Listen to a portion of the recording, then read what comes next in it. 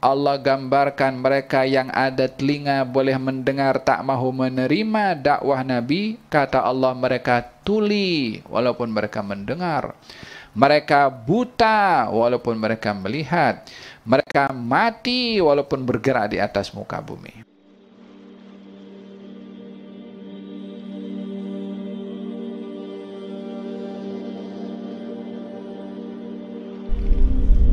Gerak ya Gari.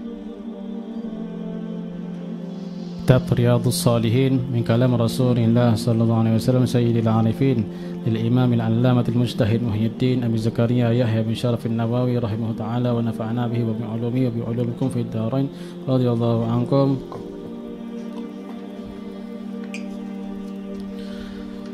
كتاب الأذكار باب الفضل الذكر والحث عليه pada hadis yang ke-27.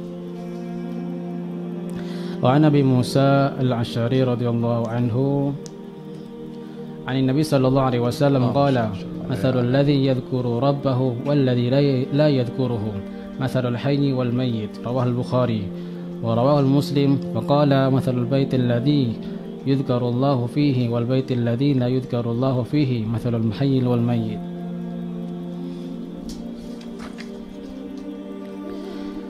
Daripada Abu Musa al-Ash'ari radhiyallahu anhu berkata, Rasulullah SAW bersabda, orang yang berzikir mengingati Tuhan diibaratkan seperti orang yang hidup, tetapi orang yang tidak mengingati Tuhan umpama orang yang mati.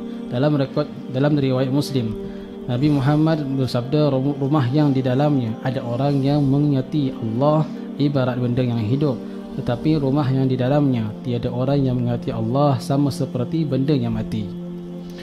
Ada perumpamaan yang diberikan oleh baginda Rasulullah sallallahu alaihi wasallam pada hati seseorang yang berzikir dan hati seseorang yang tidak berzikir. Maka hati orang yang berzikir ini adalah diperumpamakan sebagai orang yang hidup. Orang yang hatinya tak pernah mengingati Allah perumpamanya sama dengan orang yang mati walaupun badannya bergerak di atas muka bumi. Ini menggambarkan bagaimana pentingnya zikir pada hati yang ianya adalah merupakan vitamin bagi hati dan ruh seseorang. Alladzina amanu wa tatma'innu qulubuhum bidzikrillah ala bidzikrillah tatma'innul qulub. Sesungguhnya orang-orang yang beriman akan tenang hatinya ketika berzikir, dan ketahuilah bahwasanya dengan zikir hati akan tenang. Alam ya'ni lilladzina amanu an takhsha'a qulubuhum li dzikrillah wa ma nazala minal haqq. Bukankah sudah tiba waktunya bagi orang-orang yang beriman untuk hatinya khusyuk dalam berzikir kepada Allah Subhanahu wa taala dan apa yang diturunkan oleh Allah daripada kebenaran. Ada perumpamaan orang berzikir, orang yang hidup. Artinya hati orang yang berzikir itu hidup, akan tersentuh dengan kebenaran, akan menerima nasihat, akan mengakui kesilapan, dan terselamat daripada kerasnya hati. Thumma qasat qulubuhum min ba'di dzalika fahiya kal hijarati aw ashaddu qaswah.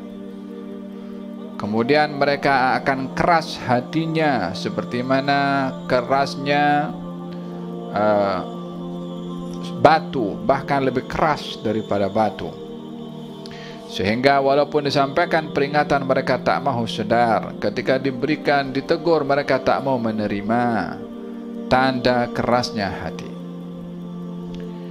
Faham dong? Walihada, untuk melembutkan hati daripada keras, untuk terselamat daripada hati ini keras, adalah kasratu zikrillah, memperbanyak berzikir kepada Allah Subhanahu wa taala. Digambarkan di dalam Al-Qur'anul Karim, Allah berfirman, innaka la tusmi'ul mauta wa la tusmi'us summad du'a idza wallaw mudbirin. Sesungguhnya engkau wahai Rasulullah Muhammad tak akan dapat memperdengarkan orang mati dan tak akan dapat memperdengarkan kepada orang yang tuli akan ajakan engkau kalau mereka berpaling daripada engkau. Apa maksudnya Nabi tak dapat memperdengarkan kepada orang mati? Adakah Nabi bercakap dengan orang mati? La, bercakap dengan orang yang hidup.